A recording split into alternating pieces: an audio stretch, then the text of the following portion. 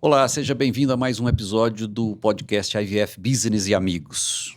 Como vocês sabem, esse aqui é um espaço que a gente discute diversos temas relacionados à saúde reprodutiva. Aqui a gente fala de inovação, empreendedorismo médico e o objetivo aqui é legado e mercado. E hoje nós vamos falar sobre empreendedores. Primeiro, muito obrigado, Márcio, por ter vindo. Que isso, é um privilégio fazer esse bate-papo contigo. Já estou buscando isso, já tem tempo. Arrumar um espaço na sua agenda não é fácil. A gente consegue. Obrigado. Mas antes de tudo, da gente entrar aqui no tema, quem é Márcio Souza? Pois é, eu já sou um dinossauro do marketing médico. Então, eu venho da área de estratégia de negócios, né? E há cerca de 20 anos vi essa oportunidade na área da saúde, na área médica. E, para minha surpresa, à época não tinha muita coisa a respeito de marketing médico, estratégia, empreendedorismo, para o médico ver o consultório como um negócio, não tinha nada disso. Então eu me propus a ajudar a escrever de forma despretensiosa, só para contribuir. E tive agência de marketing digital, tive marketing digital médico e fiz uma transição para cuidar mais da parte estratégica da carreira do médico, né? Fazendo as mentorias. Desenvolvi o aplicativo Doutoron, que é focado em ensinar para o médico tudo que a faculdade não ensina, mas ele precisa para a sustentabilidade do negócio dele. E isso me fez ter bastante aceitação do mercado, até porque eu tenho 35 mil médicos que me seguem e mais alguns grupos de WhatsApp onde eu dou algumas dicas. Então, estamos indo nessa linha do empreendedorismo. Muito bom. O Márcio, ele é autor deste livro aqui, ó, Empreendedores, tá? Ou seja, médicos, empreendedores. Eu vou deixar marcado na descrição desse vídeo, assim como o link para, se você se interessar em ter esse livro. É um livro muito interessante por uma razão simples. Ele entrega muito rápido insights que, de fato, pode modificar a carreira. Mas qual é o conceito por trás do Empreendedores do ponto de vista do autor? Legal. Então, o Empreendedores, ele, né, essa brincadeira de empreendedor com doutor, é porque eu sempre achei que médico, ele é empreendedor, só que ele não sabe. Porque, por exemplo, eu estudei administração de empresa. Na administração, a gente aprendia a gente foi educado profissionalmente para trabalhar em multinacional, era para ser empregado, ninguém falava em empreendedorismo. Mas eu vi, traçando um paralelo com a medicina, o cara já estuda, a pessoa já estuda medicina e depois ela já escolhe a especialidade, ela escolhe quem é o professor que ela vai seguir, às vezes o professor o chama para ser sócio de uma clínica, enfim, de algum negócio, ela escolhe a residência, ela escolhe... Então há muitas opções que direcionam... Isso é um traço de empreendedorismo. Ocorre que há uma lacuna depois, o abismo todo é quando ele termina a residência e vai para o mercado. Então, assim, mas de fato o médico já é empreendedor. Só por si só, pelo conceito da carreira, médico é empreendedor para mim. E o que ocorre é que os médicos novos das novas gerações, a partir de quando eu comecei a dar aula em faculdade de medicina, 2018, eu já via uma pequena diferença de empreendedores fazendo medicina. É diferente do empreendedor, do médico que já é empreendedor, enfim. Então, eu achei que era um traço legal de trazer também para um outro público que não pensa assim tão de forma clara, né? E a melhor maneira de você explicar as coisas claras é simplificar, né? Eu acho que tem que simplificar. E o Empreendedores é uma coletânea de insights que eu fui tendo ao longo dos anos em relação ao empreendedorismo, do que faltava na carreira. Alguns pontos eu posso dizer que viraram conceitos mesmo, que players da indústria farmacêutica pediram para usar, outras health techs, enfim, em palestras os médicos falaram, puxa, agora entendi. Então, eu acho que é um marco legal, eu juntei todos esses insights e fiz de forma comentada no livro. Muito bom. Parabéns, é um livro fácil obrigado. de ler, um livro que nos ajuda, inclusive, a direcionar o tema. Por exemplo, veja só, o consultório é uma empresa, o paciente é o cliente e o colega é o concorrente. Exato. Pode parecer um conceito simplista demais, mas essa é uma verdade que precisa ser dita. Sim, É isso. o óbvio precisa ser dito. E muitos médicos, em algum desses pontos, eles não seguem. A maior dificuldade que eu vi ao longo dos anos, a primeira vez que eu me lembro da minha primeira palestra, que foi em 2011, a respeito de empreendedorismo, e eu coloquei um slide com essa provocação. Os médicos falaram: Márcio, meu colega não é meu concorrente, ele é meu colega. Eu falo: doutor, ele não vai deixar de ser seu colega nunca, mas ele é um concorrente, porque, em última instância, se o paciente escolher estar no consultório dele, ele não vai estar no seu, e é menos faturamento, é menos receita. Então, assim, se o médico não enxerga o consultório dele como negócio, já é um ponto grave, porque se ele acha que ele está fazendo consultas, ele não tem controle nenhum sobre aquilo. Então, alguém está no controle, ou o mercado, ou a secretária, e essa responsabilidade não pode ser terceirizada. Ele é um empreendedor, ele tem que cuidar do negócio dele. Essa visão do médico quanto ao negócio em si, ela sempre traz embutida uma crença antiga de que eu sou médico, eu estou fazendo medicina. Tá, mas como é que você paga as contas? Exatamente. E como é que a secretária recebe? Como é que é o boleto da escola das crianças? Como é que é a viagem? Como é que é o carro? Como é que é a casa? Tudo sai do tempo dele, que foi investido durante anos e anos de estudo, que tem que ser revertido em monetização. Tem que virar dinheiro. Isso tem que É virar... uma prestação de É serviço. uma prestação de serviço. Não podemos deixar fugir a parte de monetização, de lucro, de falar de dinheiro. Falar de dinheiro para médico não pode ser um tabu. É uma profissão como outra qualquer, dado, claro, a importância de que a gente está falando de vidas, né? Está falando de um cliente que não gostaria de estar ali naquele momento na frente do médico, mas precisa estar. Inclusive, você coloca aqui no seu livro que lucrar não é pecado. Exato, eu não consigo entender. Eu lembro que de várias situações em que médicos me diziam, falar: mas aí a gente vai mercantilizar a saúde. Eu falei: não vai. Você vai só cuidar do seu negócio, da sua vida. Você estudou para isso, você se preparou, se especializou. Não tem ninguém na sua cidade, na sua profissão, melhor do que você para falar sobre o tema, e você precisa ser monetizado sobre isso. Seu consultório tem custos fixos, custos variáveis, tem recursos humanos, recursos tecnológicos, recursos estruturais, enfim, e alguém tem que pagar a conta. É o paciente. E o paciente pagando a conta, alguém que tem que controlar isso para ver se isso sobra para o seu bolso. Enfim, é muito simples, é ridiculamente simples. Só que ninguém falava. 20 anos atrás, falar disso era bem complicado, mas hoje já está um pouco mais tranquilo. Assim como falar de marketing, muitas vezes o médico marqueteiro, entre aspas, ele se sente muito desconfortável, pode se sentir desconfortável, talvez por um má exemplo que ele viu de um ou outro colega, ele dá um passo atrás. Mas aqui no seu livro você fala, claro, a medicina não precisa de marketing, mas o médico sim. Sim, exatamente. A medicina é uma ciência. A medicina, o médico não pode deixar vinculado todo o destino da carreira dele para a medicina. Ele tem que deixar vinculado a carreira dele para ele como profissional médico de medicina, óbvio. Mas por isso que eu disse, a medicina não precisa de marketing, o médico sim. Se um médico... Eu tenho uma teoria, que já dou spoiler, vai virar outro livro, que são os 3 pilares de sucesso da carreira médica: bom serviço, bom posicionamento e parcerias estratégicas. Não adianta ele ser muito bom no que ele faz se ninguém souber. Se o teu paciente, seu público-alvo não souber que você é muito bom, você vai entrar numa vala comum de quem olha só preço, só o preço da consulta e ponto final.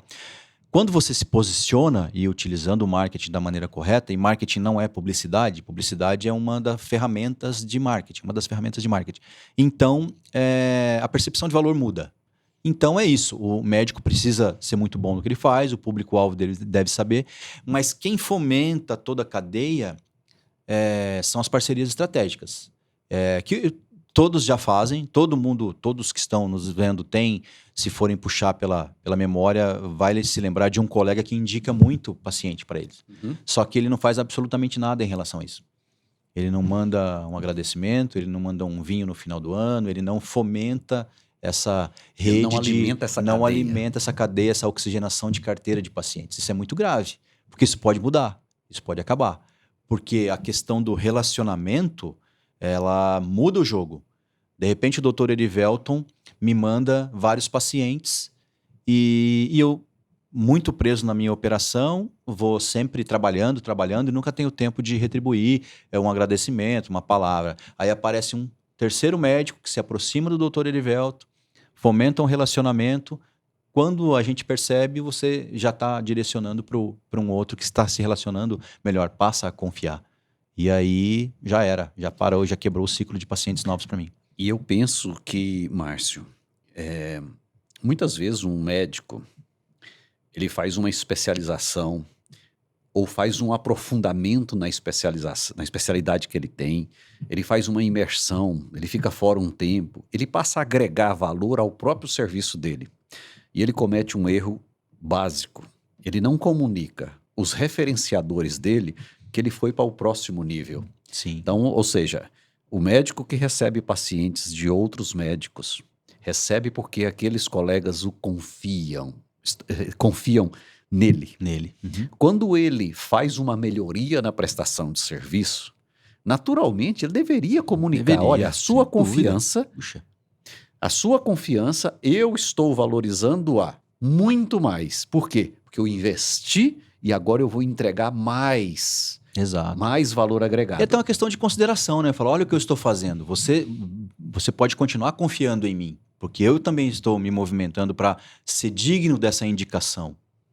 Isso tem que ser apreciado, sabe? Eu acho que isso deve ser considerado, assim, tipo, se você, Erivelton, me manda clientes, eu vou te comunicar. Falei, Erivelton, olha só, que bom que você está me mandando clientes e eu estou estudando, hein? Eu estou me mexendo, estou à altura dessa confiança toda, enfim. Eles não fazem isso.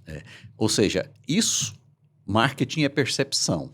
Aham. Logo, essa é uma percepção que você agregou valor ao serviço. Isso é marketing. Sim, sem dúvida. É um marketing pessoal fortíssimo, que tem que ser, ainda mais num prestador de serviço que é uma pessoa prestando um serviço, né? Ela tem que trazer um pouco isso para a imagem dela e dizer que ela é muito boa naquilo que ela faz mesmo.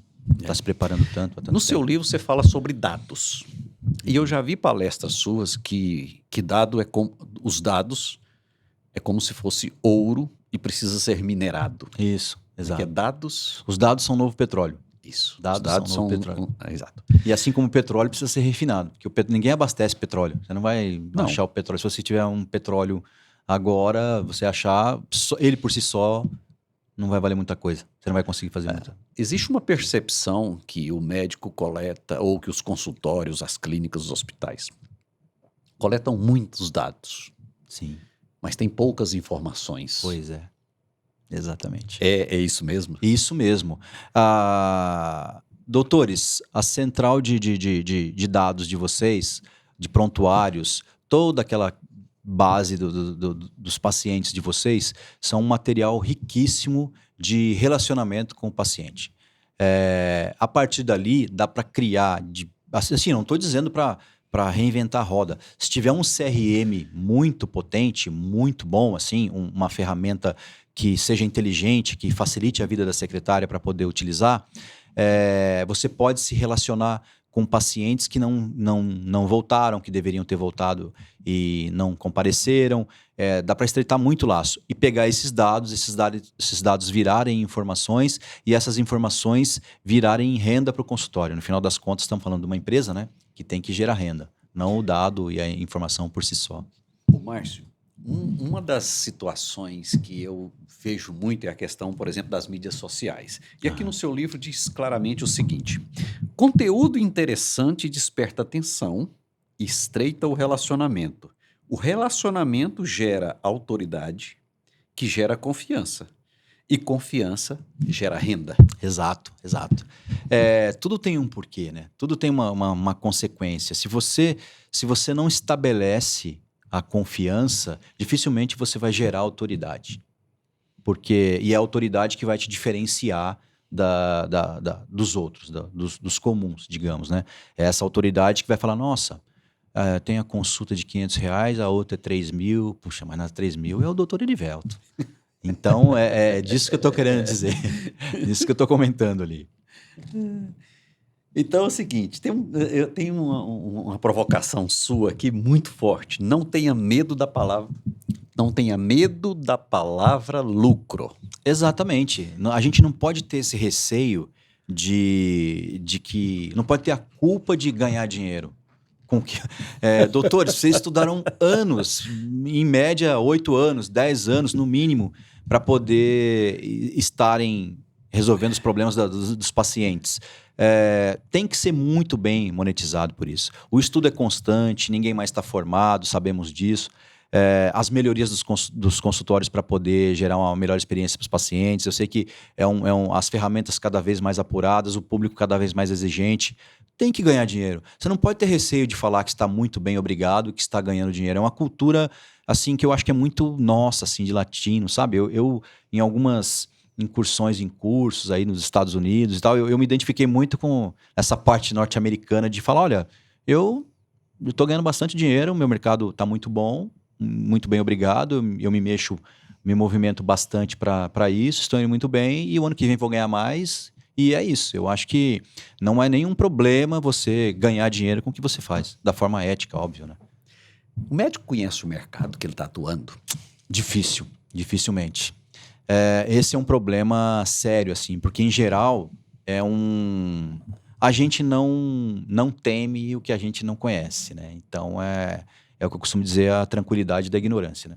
O médico entra no mercado, abre um consultório lindo, põe um uniforme lindo na secretária e vamos ver o que acontece. É isso. Nada Mas mais.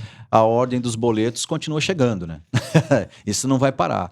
Então, o médico deveria conhecer o mercado, ele deveria saber quem é o melhor player, quem é o que ganha mais, quem é o que ganha menos. Ele deveria saber por onde o público dele anda, o que o público dele gosta, como se comporta, para que ele consiga atender de maneira assertiva, da melhor forma, com as melhores ferramentas, no menor tempo possível, com a maior eficácia possível e aí obter lucro.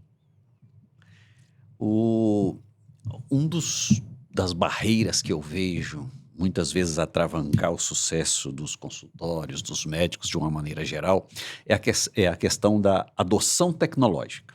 Uhum. Porque eu sempre fiz dessa forma, isso sempre funcionou. Sempre foi assim. Sempre foi assim. E você, no seu livro, você traz uma provocação forte sobre você adotar a tecnologia ou trabalhar para quem a adota. Exatamente. Então, assim, falando especificamente sobre... Vamos fazer eu fiz uma provocação sobre a inteligência artificial, né? Os médicos não vão ser substituídos pela inteligência artificial. Ninguém, não existe isso. A inteligência artificial é uma ferramenta. Agora, os médicos serão substituídos, sim, por outros médicos que saibam usar essa ferramenta. Quem souber utilizar a inteligência artificial vai tomar decisões mais rápidas e vai poder atender mais rápido e com mais eficiência. E utilizando a informação da maneira correta, vai poder proporcionar uma melhor experiência para o paciente dele. Essa melhor experiência vai gerar autoridade. E essa autoridade vai gerar mais renda. É isso aí. Ou seja, a transformação digital veio para ficar, queira ou não. Não é uma opção. A gente não tem mais essa opção o consultório tem que ser digitalizado, ele tem que ter ferramentas potentes, ele tem que ter todos os subsídios necessários e principalmente capacitar as pessoas para poder utilizar. Não adianta você dar uma Ferrari para alguém que anda de Fusca. Então, assim, gosto muito de Fusca. Eu sei dirigir um Fusca, Ferrari não. Mas, assim, tem que ter essas pessoas preparadas para poder utilizar essas ferramentas. Quanto mais digital, menor a chance de erro. É mais ou menos o seguinte, nós temos que falar de algoritmos. Exato. Não tem como. Não existe a possibilidade. Nós somos totalmente manipulados por algoritmos o tempo todo. Tudo que chega até nós de informações são geradas por algoritmos. Você tem que aprender a conviver, a filtrar o que você até recebe de informação sobre os algoritmos e poder fazer com que os algoritmos trabalhem a seu favor. Isso só é possível com afinidade tecnológica, com ferramentas potentes, ferramentas bacanas, boas e pessoas capacitadas. Não tem como fugir. É engraçado, eu tenho visto, analisado e estudado um pouco mais sobre o posicionamento da classe médica, dos médicos nas redes digitais aí e tal, nas mídias sociais. E muitas vezes eu vejo vou te dar um exemplo, um médico que é um especialista numa determinada área, e ele fala daquela área. Mas ao final, ele não deixou claro o que essa especialidade faz pela dor daquele que está Puxa. consumindo o conteúdo. Pois é. Perdeu tempo. Perdeu tempo. Doutores, falem mais sobre a especialidade de vocês. Para mim, para o paciente, numa linguagem mais popular, numa linguagem... Baixe o nível de linguagem para falar com o paciente em todos os canais possíveis que puder.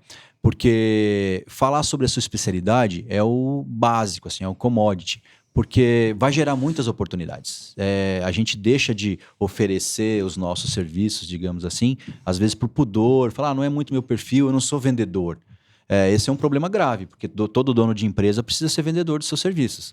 Então, falar da especialidade é uma forma direta de você atingir seu público-alvo e falar, ok, eu estou aqui para fazer tal coisa, resolvo essas dores, e essas pessoas estão procurando. Nós somos a segunda audiência, se não me engano, do mundo que busca sobre saúde na internet. E os médicos... E outro ponto dos brasileiros é que a gente não olha da segunda página do Google em diante. Frente. Tem que estar na primeira página. É verdade, eu não me lembro quando foi que eu passei para a segunda página. Também não tenho a menor ideia de quando foi isso. Nem sei se eu já fiz isso em algum momento. Vou até ver se existe. Eu não consegui. Pois é. Eu não me lembro agora, assim, de bate-pronto. Exato. E tem um outro ponto, fator decisivo, que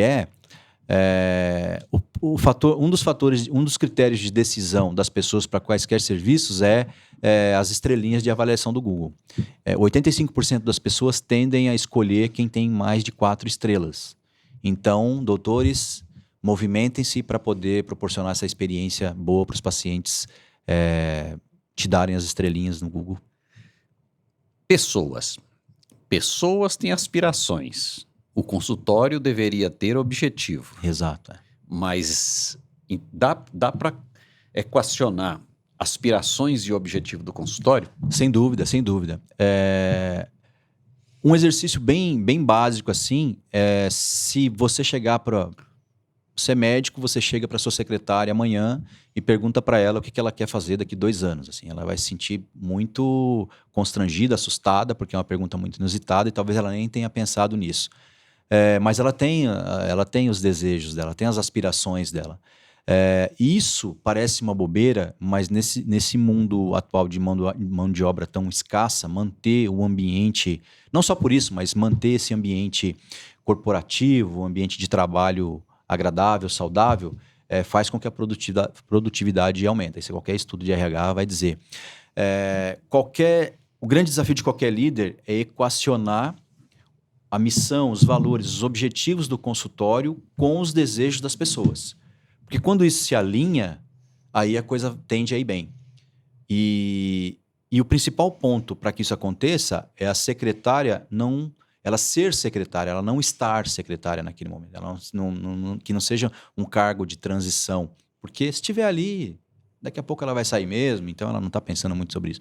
Mas quando a gente passa a prestar atenção nas aspirações das pessoas, a gente vai ver se está alinhado ou não com os objetivos do consultório, com o propósito daquele consultório, do porquê que você faz aquilo, porque ela vai ter um porquê do que ela trabalha lá. Tem que ser muito próximo do porquê que você também atende no seu consultório, para aí sim a gente conseguir fazer com que o ambiente fique saudável. Ou seja, pessoas preparadas, o resultado aparece. Muito, muito. As pessoas preparadas, elas têm uma confiança maior. Se elas tiverem... Pessoa preparada, ela tem poder de decisão. Quem tem poder de decisão, ela tem o controle do ambiente. Então, quando o paciente percebe que o ambiente está controlado, ele tende a ficar mais tranquilo. É igual criança, né? Se você não der limite, vira o caos. E quando os pacientes percebem que aquele ambiente é controlado, que de forma sutil, óbvia, ele tem uma coerência no fluxo do andamento das coisas lá dentro, a percepção de valor aumenta. Ele fala, puxa, isso aqui anda muito bem. Então ele nem percebe, às vezes, algum probleminha porque as coisas estão controladas. Eu já usei uma frase sua em algumas palestras minhas. Nossa, que bacana. E já dei crédito a você sempre. Ah, que bom, muito obrigado. E é uma pergunta que eu gosto muito. Você seria cliente do seu próprio consultório? Pois é. Eu fiz também em algumas palestras provocações, essa provocação em algumas palestras, e foi bem engraçado, porque tem médicos que dizem, falam, não, hoje não. Especificamente hoje que eu vim para a palestra, hoje eu estava cansado e tal. Falei, puxa, e para aquele paciente de primeira consulta que foi hoje? Para ele não foi tão bom, então. Então, assim, de tempos em tempos, eu acho que o médico deve percorrer todos os ambientes do consultório dele com a visão de paciente, para ver se ele seria paciente. Porque essa visão a gente tem naturalmente com outros serviços que a gente tem, que a gente busca. Seja hotel, seja buscar aéreo, seja com a agência nossa de aérea, enfim, escola de inglês, com qualquer serviço que a gente busque, a gente vai ter essa visão. E por que não olhar para o nosso para tentar corrigir o que precisa ser corrigido? Dizem que a melhor fonte de fidelização dos pacientes é o boca a boca, né? Sim. E no seu livro você coloca a pergunta que como está a taxa de retorno dos seus pacientes? Exato. Quer dizer, aí eu tenho a taxa de retorno daqueles pacientes que são, de alguma forma, mais... de ter uma doença crônica, vamos colocar assim, ou aquele paciente que te indica para o próximo, né? Sim. Então, assim, qual é a taxa ideal? Pois é. Bom, a taxa ideal é a taxa que faça com que passe do ponto de equilíbrio do consultório, né? Eu acredito assim que uma perda acima de 5% ela já se torna grande. A gente não pode perder cinco pacientes novos por mês. Não podemos perder paciente.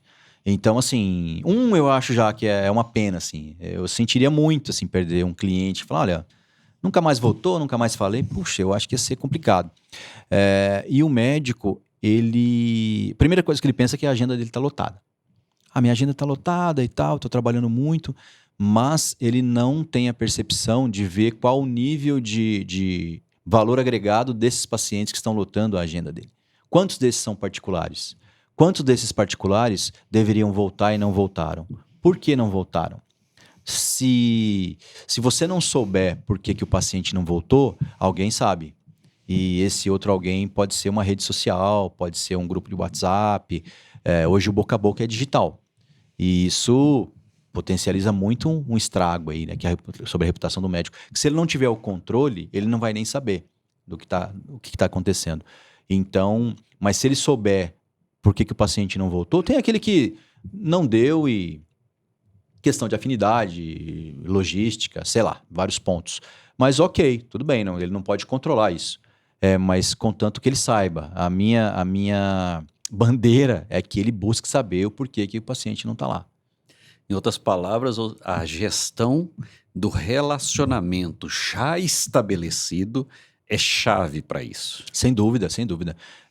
Como a gente falou no começo, temos os dados, tem aquele monte de prontuário lá no sistema do médico, que eu chamo de carteira de pacientes, e essa carteira precisa de uma gestão de relacionamento com esse paciente, porque você só vai se relacionar bem com alguém que você conhece. E para você conhecer, você tem que fazer essa gestão.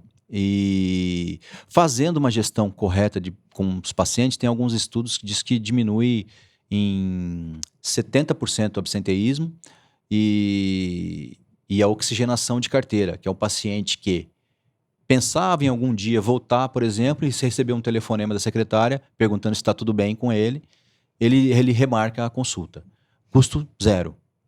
Não estamos falando aqui, não estou vendendo nenhuma ideia revolucionária nem nada. É só fazer uma gestão correta dessa carteira de pacientes, que afinal de contas é o principal ponto, é o principal capital do médico, eu acho. Porque se o consultório pegar fogo, queimar tudo, ele perder tudo, ele pode pegar a sala de um colega emprestada e continuar atendendo os pacientes dele por lá.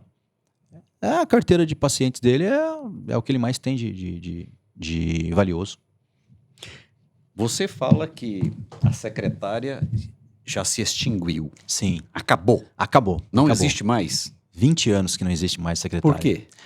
Porque a secretária, ela marcava consulta, ela remarcava consulta, ela recebia aviso de cancelamento, ela recebia o valor das consultas e abria a porta. É isso. Hoje, exceto por abrir a porta, mas não, até abrir a porta, na verdade, qualquer sistema muito bom pode fazer. Isso e mais algumas coisas. A secretária precisa de ótimas ferramentas digitais, de um software bacana, de prontuário, de contabilidade, de financeiro, para ter tempo de se relacionar com os pacientes, para acolher os pacientes. Imagina eu dizendo isso 15 anos atrás, num curso para secretárias, falar, olha, você tem que ter tempo para tomar um chá com os seus pacientes. Elas riam, falaram, não, isso não existe, tem a menor condição. Eu falei, mas vai ter, com a boa gestão vai ter.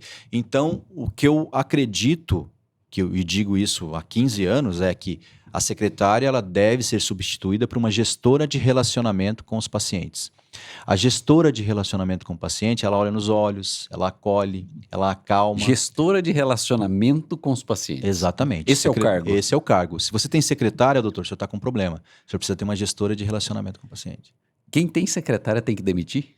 Não, ele tem que qualificar, ele tem que melhorar aquela pessoa. Se ela já está lá por algum motivo.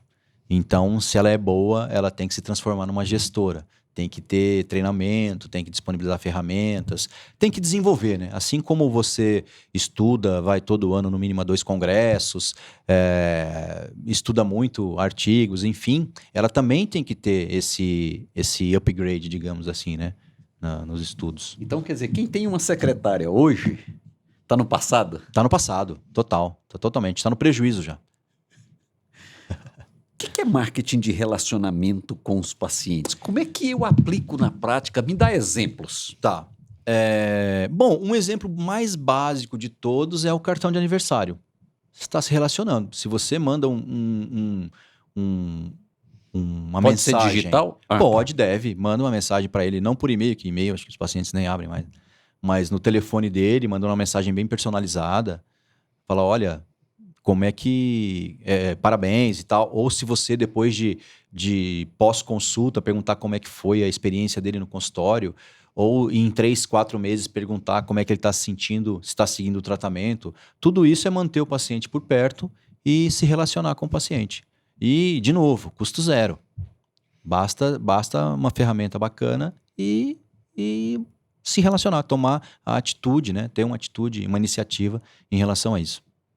Caramba. Eu penso que uma mensagem digital no aniversário do meu médico mudaria muito a minha visão sobre ele. Parece pouco, não?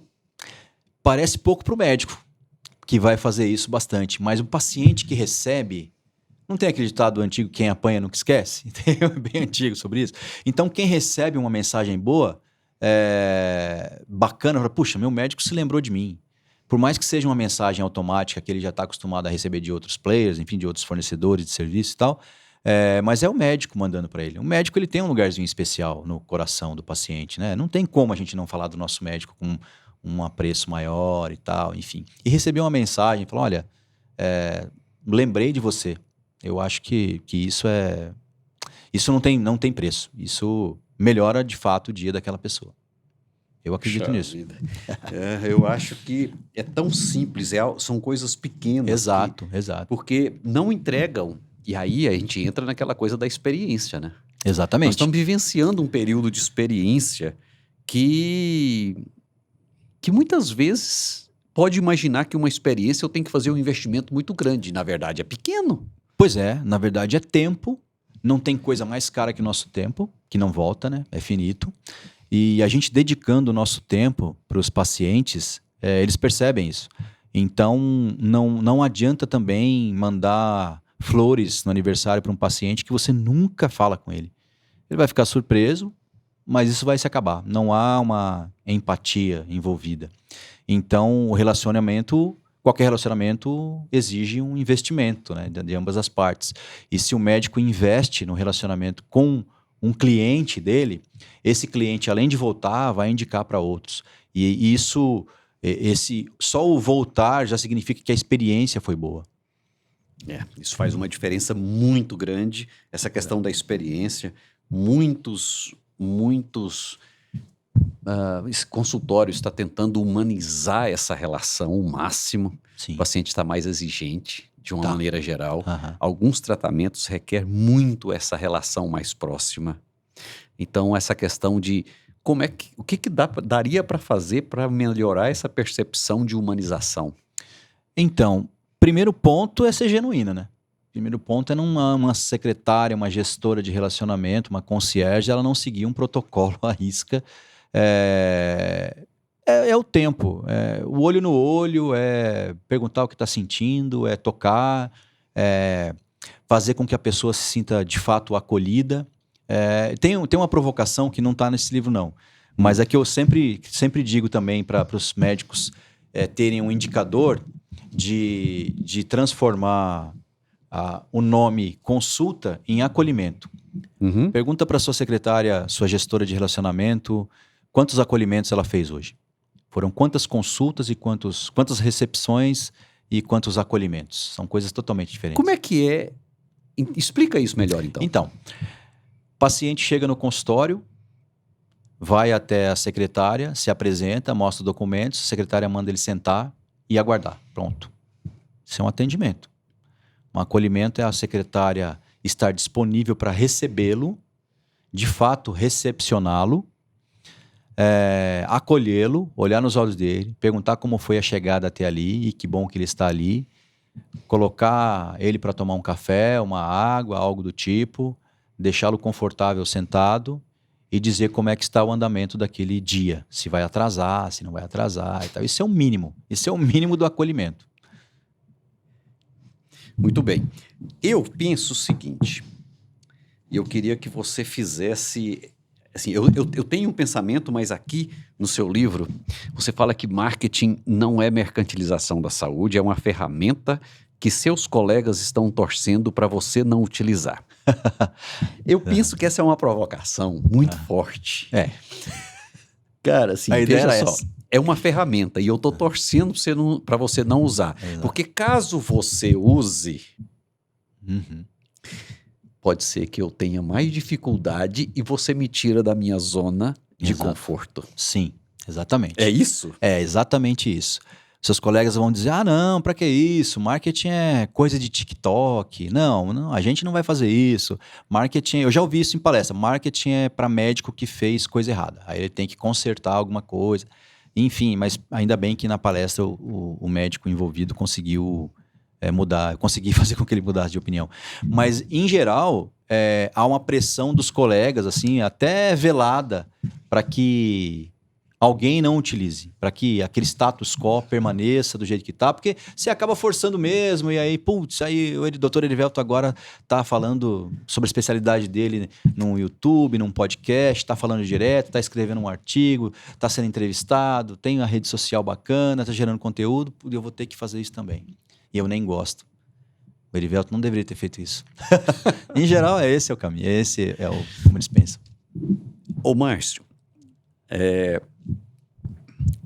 um médico empreendedor e gestor é ruim, é feio, é mal visto ele ser chefe de outros médicos?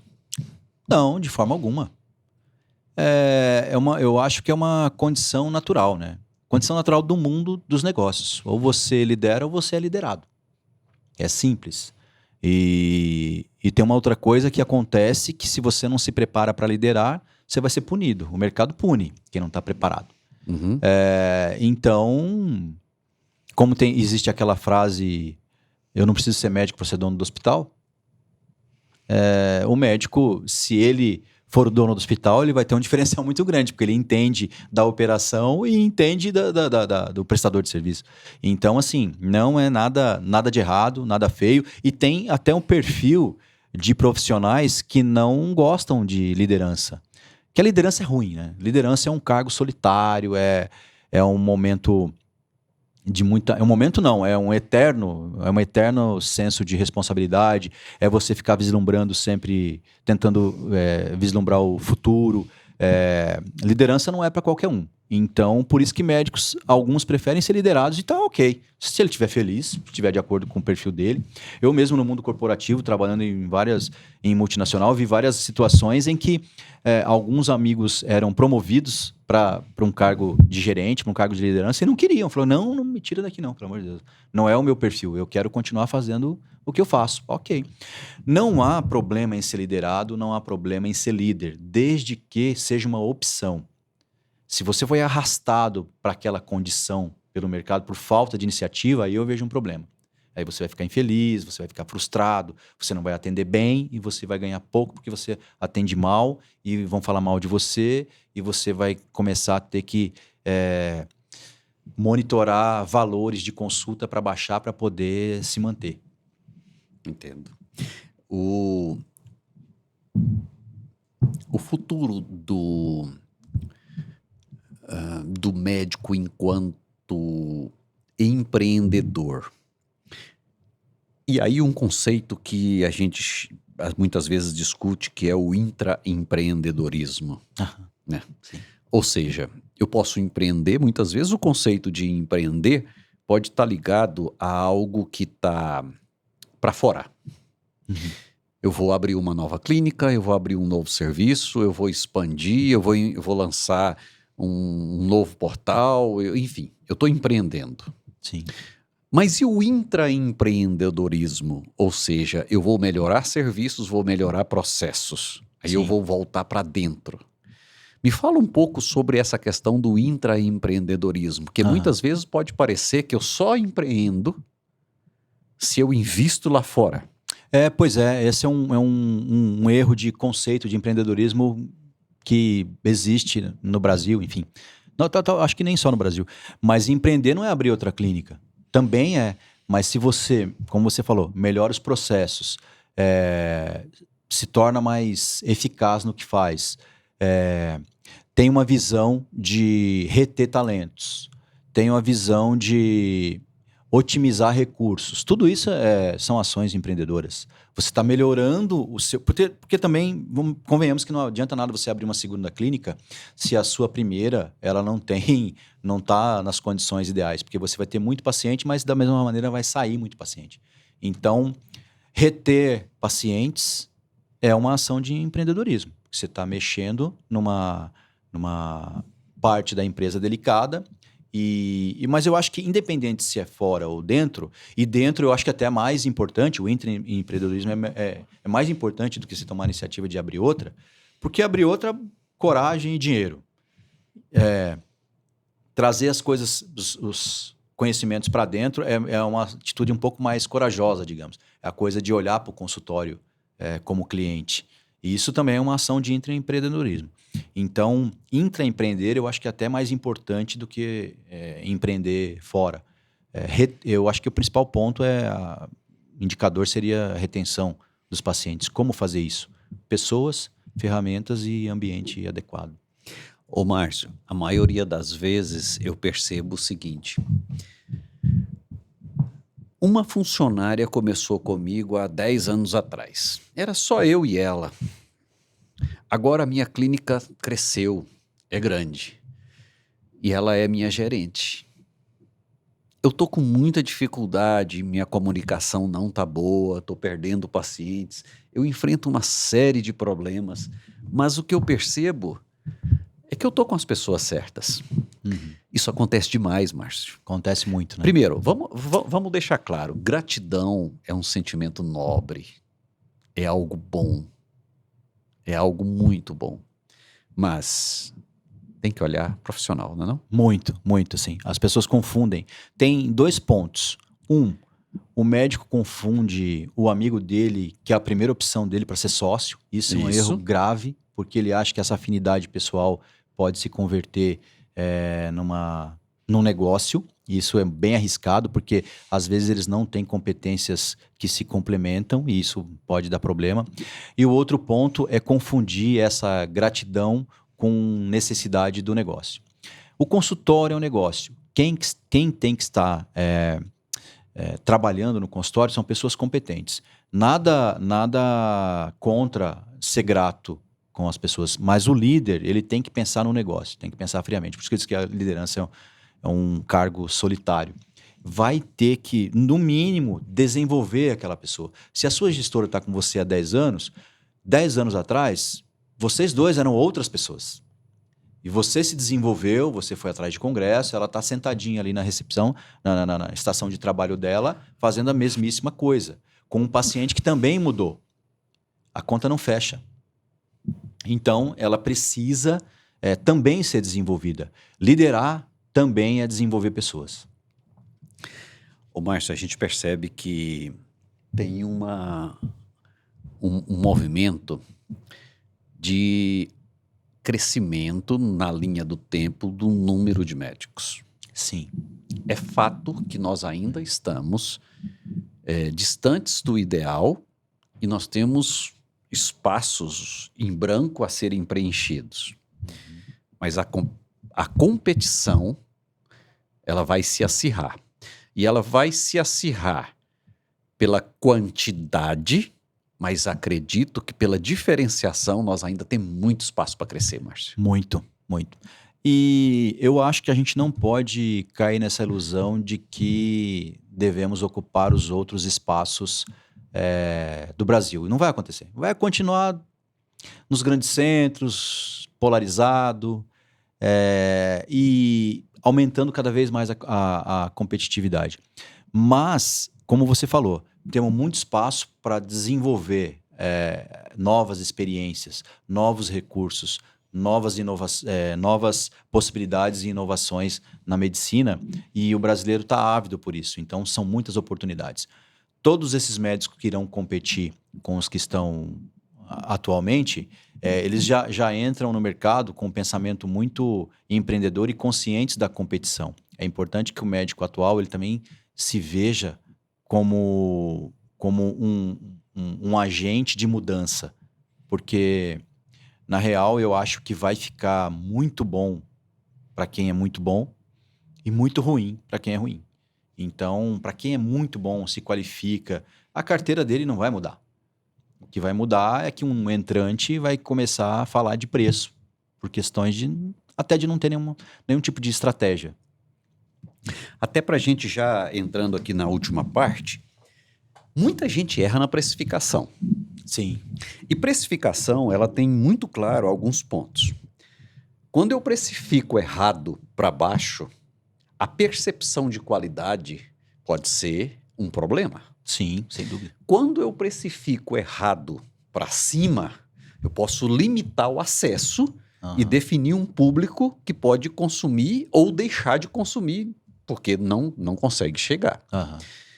Qual a estratégia para precificar certo? Conhecer o público, conhecer quem paga, mercado, estudar o mercado. Não é pensar, fulano cobra tanto, outro fulano cobra tanto, eu vou ficar ali naquele intermédio. Isso não existe, isso aí é atirar no escuro.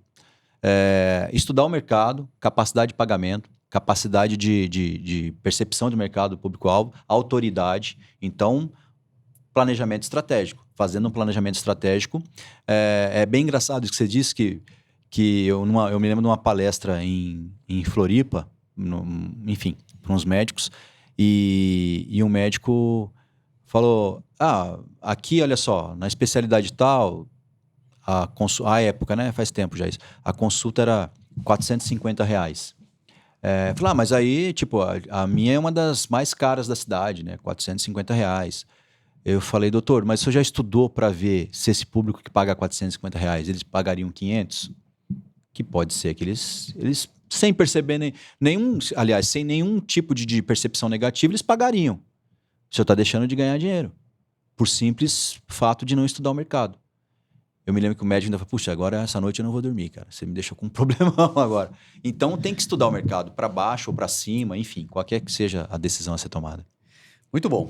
Márcio, palavras finais aí, quais são os conselhos? No seu livro, Ah, aliás, eu vou colocar aqui na descrição do vídeo um link, caso você se interesse, tá? Você pode clicar, ir lá e receber o livro. sim.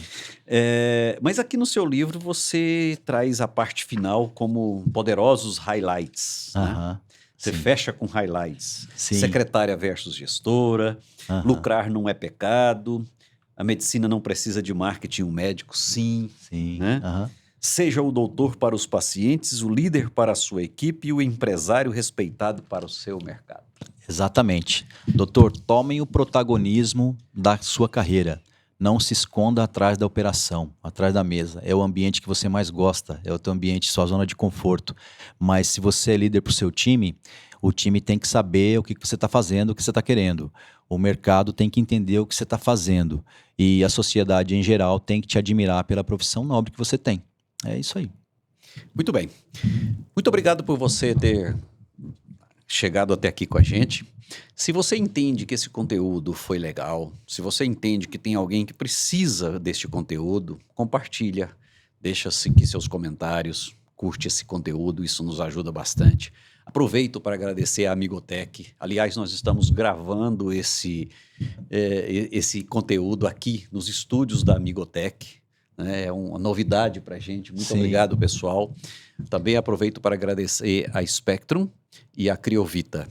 Tá bom? Um grande abraço. Até o próximo. Obrigado, Márcio. Eu é que agradeço.